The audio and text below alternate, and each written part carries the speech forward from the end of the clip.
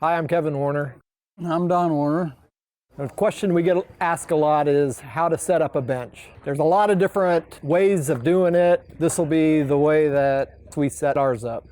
So I notice the bench is a lot shorter than a lot of other benches. When I first started out shooting round ball bench rest, I had a very rigid, very long bench. The reason it was long was because the round ball bench gun was longer. But when I come down here to the slug line, I kept having trouble with high-low shots.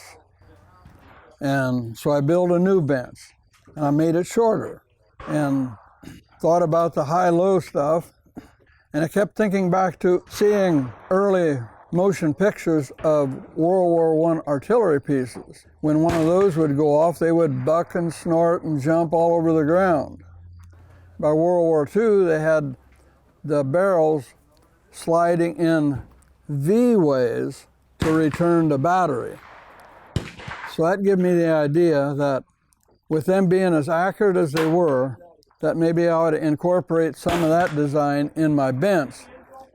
So I put the screw bolts in the front legs so that I could raise up the bench for the yardage that I needed rather than raising just the front of the bench up.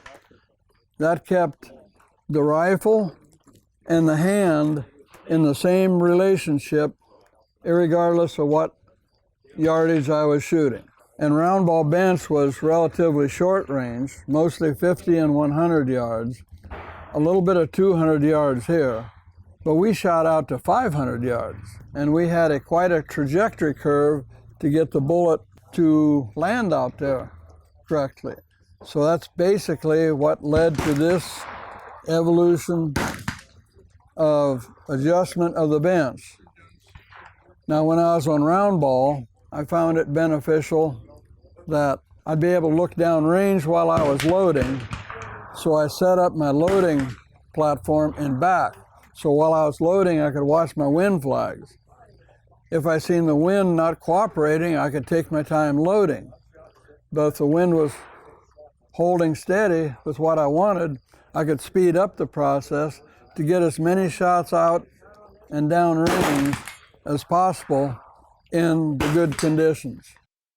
Then front rest, why is this one angled? A bunch of them different. Test I used for that was to put my gloved hand under the pedestal, and I got behind the rifle, but I didn't put any pressure against the buttstock.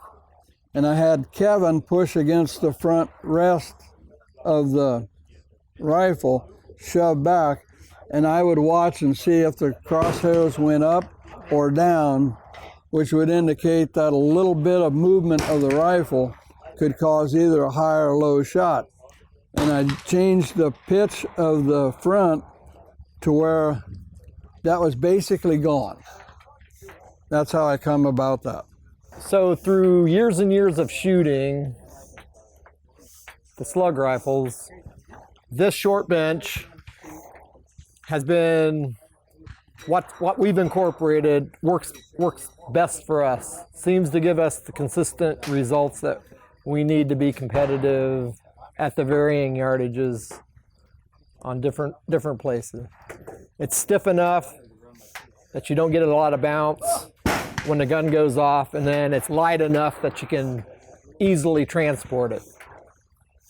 What we're doing now has taken probably 25 years of trial and error, quite a few errors, but when everything works well, it's really a joy to shoot. I'm Don Warner. I'm Kevin Warner. I'm an NMLRA member for life.